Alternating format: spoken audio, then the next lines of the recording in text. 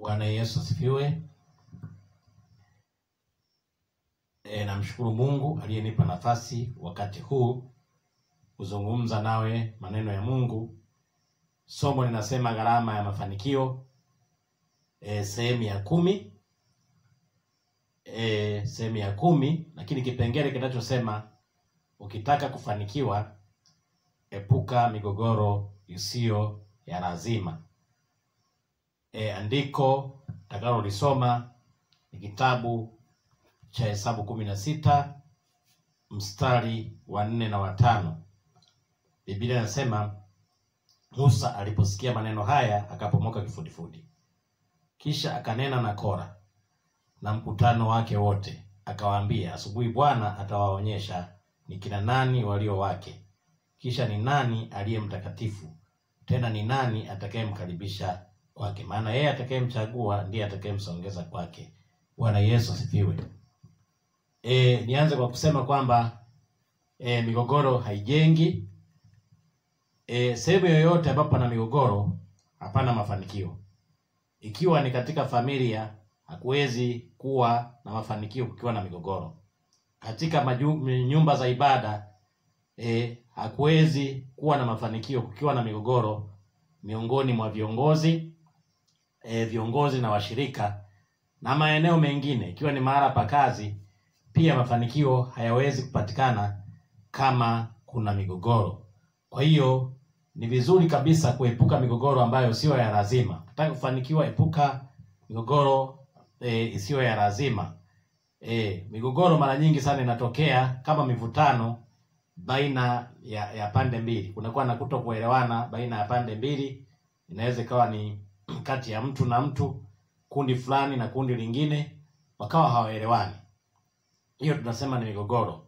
Pengine ni nchi na nchi, jamii na jamii hawaelewani, hiyo ni migogoro. Sasa ukianza kufuatilia sehemu nyingi zenye migogoro, ukiangalia hata nchi nyingi ambazo zina migogoro, unakuta hakuna mafanikio.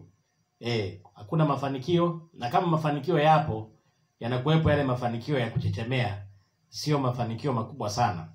Kwa sababu nchi husika zinakuwa zimeendekeza migogoro.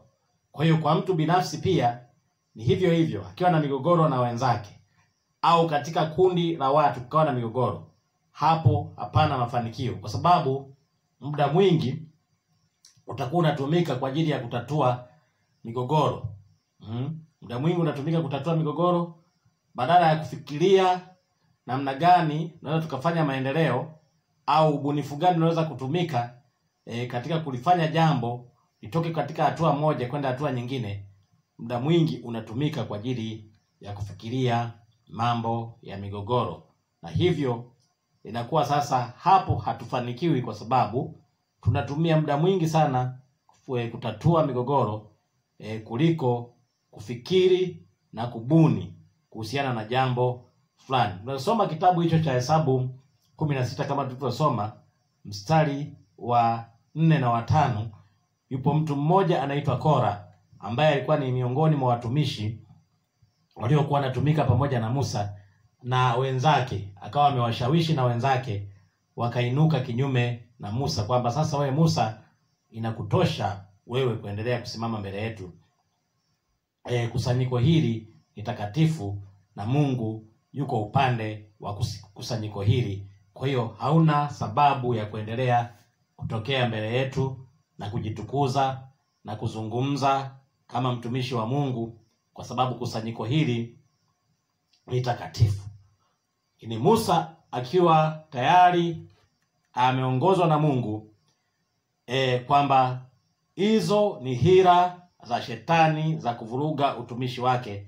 Akaona ni namna gani naweza nikajikinga na migogoro hii, kwa sababu nikisema kwamba nianze migogoro na huyu Kora, na maana mwisho wa siku utumishi wangu utafanya nini? Utafifia na nitapoteza mwelekeo na dira kwenye utumishi wangu. Akasema jambo hili sasa mimi nijiepushe, nilipeleke kwa Mungu. Akaamua kulipeleka kwa Mungu, na Mungu akatoa mwongozo kwamba Musa, usiwe na wasiwasi, tengeneza mazingira ya ibada, tufanye ibada siku ya kesho, ili mimi sasa ndiye nitakayefanya maamuzi kugundua kwamba ni nani ambaye sasa anastahili mbele zangu. Bwana Yesu asifiwe sana. Kwa ndivyo ilivyofanyika. Kwa hiyo mpendwa mtazamaji unayenisikiliza, migogoro ni kitu kibaya. Migogoro ni kitu kibaya, kama nilivyosema kwamba haijengi. Tujitahidi kujiepusha. Unapojiepusha na migogoro, ukisoma Biblia kule mbele, tunaona kabisa kwamba Mungu namna anavyomuonekania Musa baada ya kushinda ile changamoto ya migogoro. Biblia inatuambia kwamba alipojiepusha, Mungu alionyesha njia. Wakiwa wamekusanyika kwenye ibada ile siku ya pili, huyo Kora na wenzake wakiwa wanaendelea na ibada na Musa akiendelea na ibada, na Mungu alionekana pale. Ushindi ulionekana. Musa alipata ushindi dhidi ya Kora, kwa sababu Biblia inatuambia kwamba ardhi zilipasuka, Kora na wenzake na vitu vyote walivyokuwa navyo vilitumbukia, vikaingia ardhini, na wale watu 250 nao pia walitumbukia shimoni. Na Mungu alionekana kwa Musa, ushindi wa Mungu kaonekana kwa Musa. Ndivyo ninavyokuambia wewe mpenzi mtazamaji unayonitazama, ukiepuka migogoro, Mungu yupo upande wako, yuko tayari kupigania, hata kuinua. Changamoto kubwa ni kutokubali kwamba kila mmoja kwa nafasi yake anajiona kabisa kwamba yeye ana haki. Na unapokuwa unajiona una haki, hutaki kukubali kwamba baba, pengine mimi ndio nina makosa, Mungu hawezi kuonekana kwako. Maisha ulio nayo ni matokeo ya migogoro mbalimbali ambayo umekuwa ukiiendeleza, aidha wewe na rafiki zako, au katika ndoa yako, au katika familia, au mahala pa kazi. Hayo ndio maisha ulio nayo. Unaona kabisa kwamba maisha yako hayasongi mbele. Maisha yako ya kiroho yako pale pale. Jaribu kutathmini na kuangalia nyuma kwamba ni wapi ambapo wewe pengine una mivutano au na migogoro na wenzako, ndio iliyopelekea ushindwe kuendelea mbele. Ubaki na maisha hayo hayo kiroho, hauendelei. Maisha yako ya miaka 5 iliyopita kiroho yako vile vile. Kama ni hali ya maombi, ni mtu wa kutokupenda kuomba, ni mtu wa kutokupenda kuhudhuria ibada, ni mtu ambaye pamoja na kwamba ni Mkristo lakini bado una makando kando ya hapa na pale. Inawezekana umekuwa ni mlevi kama kawaida, ni mwasherati, ni mzinzi, kwa sababu Mungu haonekani palipo na migogoro. Inawezekana migogoro ndio iliyofungua milango ya mambo yote hayo kuja kwako. Sasa hebu jaribu kutathmini kwamba pengine unajaribu kufanya shughuli mbalimbali za kiuchumi, lakini haujafanikiwa. Hujafanikiwa. Pengine hata ukifungua biashara yako, wateja anakuja mmoja mmoja, ni wa kuhesabu. Wanaweza kaja wateja labda pengine 5 kwa siku, lakini wenzako ambao mmekaribiana, wateja wanakuja wengi. Jiulize, ni maeneo gani ambapo wewe pengine unasababisha mvutano au mgogoro kwa kujua au kutokujua? Inawezekana kuna maeneo ambayo unatumia lugha ambayo si lugha nzuri kwa wateja wako. Unatengeneza mivutano, unatengeneza migogoro. Mtu ambaye anakuletea pesa, unamjibu kauli mbovu. Hiyo kauli ndio inasababisha sasa wateja wanapungua kwako. Bwana Yesu asifiwe sana. Kuna mfano mmoja ambao huwa napenda kuutoa, kwamba yupo daktari na yupo daktari bingwa, lakini watu wanaenda kwa huyu daktari wa kawaida, wanamwacha daktari bingwa, kwa sababu huyu daktari bingwa hawezi kuwahudumia wagonjwa vizuri. Yeye anajivunia ubingwa wake, ametengeneza mwachano kati ya yeye na wagonjwa. Kwa hiyo watu wakifika pale kwenye ofisi, wakiuliza daktari yupo, ukisema yupo daktari bingwa, sema kama daktari bingwa tumwache. Bora niende kwa huyu daktari wa kawaida. Ni kwa sababu huyu anayejiita daktari bingwa tayari ametengeneza migogoro na wagonjwa. Sasa wewe usiwe mfano wa huyo daktari bingwa. Mafanikio mengi yamezuiliwa katika maisha yako kwa sababu ya migogoro, kuendekeza migogoro ulionayo. Lakini neno la Mungu linakutaka, na Mungu anakutaka kuachana na migogoro. Mungu ana mpango mkubwa sana katika maisha yako. Kuna vitu vingi sana anataka kufanyia, lakini wewe umeweka mpaka, umeweka wigo. Mungu hawezi kuingia kwako kwa sababu umekuwa ni mtu wa kuvutana, ni mtu wa migogoro. Na Mungu anataka kufanyia jambo, hawezi kufanyia kwa sababu hata Mungu mwenyewe inawezekana uelewani naye, kwa sababu hata maagizo yake anayokuelekeza haufanyi. Akisema toa sadaka utoi, akisema hudhuria ibada hudhurii, akisema hudhuria maombi hauendi. Kwanza umetengeneza migogoro na Mungu mwenyewe, lakini umetengeneza migogoro na wanadamu.